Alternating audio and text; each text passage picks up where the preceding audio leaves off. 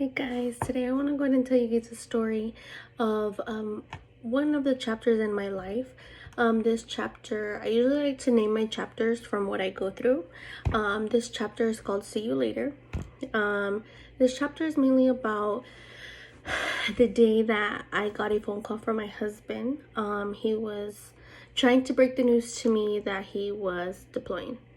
So it all started, I would say, I think a Tuesday afternoon. I just got out of work. I was tired, like stressed, as usually feel just outworn for the day, usually at the end of the day. And I got a call, and as soon as I picked up the phone, he was just, you can tell by his tone that it was just like completely, it was just news that you didn't want to hear. And so I'm like, hey, what's going on? Are you okay? And he's like, yeah, I will be. But unfortunately, my higher ups just told me that I am going to be deploying from 6 months up to a year. At that moment, when he told me that he was about to deploy, like everything stopped. My brain, my voice, like I couldn't even get any words out of my mouth at that point. And after that, I was just so frozen in time that he was just like, babe, babe, babe. I can hear him, but I couldn't hear him, if that makes sense. And so after that, I was just like I flashed back into reality, and I was like, okay, well, we got to do what we got to do. There's nothing that we can change at this point. And so beyond that moment, I think it was about 2 months until he was about to deploy. So we had from that moment to 2 months that he was going to leave. We knew after those 2 months, that's it. So we tried to spend as much time together as we could. But those 2 months went by super quick, super fast. Like in a blink of an eye, it was just gone. The 2 months were done. And the day I remember the most is the day he actually, that whole day before he was ready to leave. And at that day, we woke up, we hugged each other, just basically kind of like didn't want to ignore it, but did want to talk about it. Told each other like how much we loved each other, how much we were going to miss each other.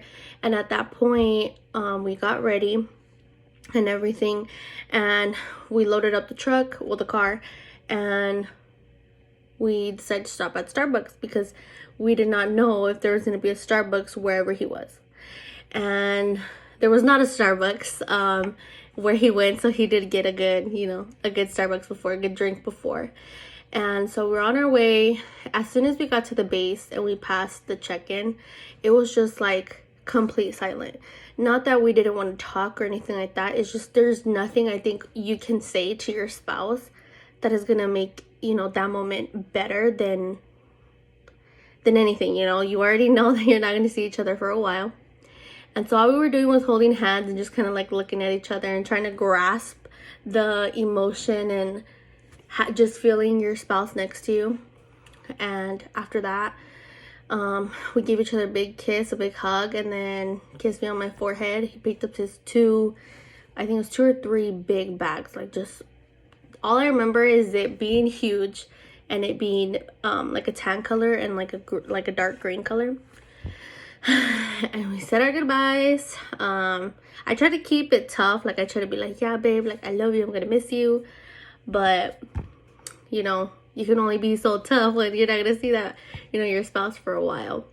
And after that, I got a call a couple days later. He did make it safe to Australia.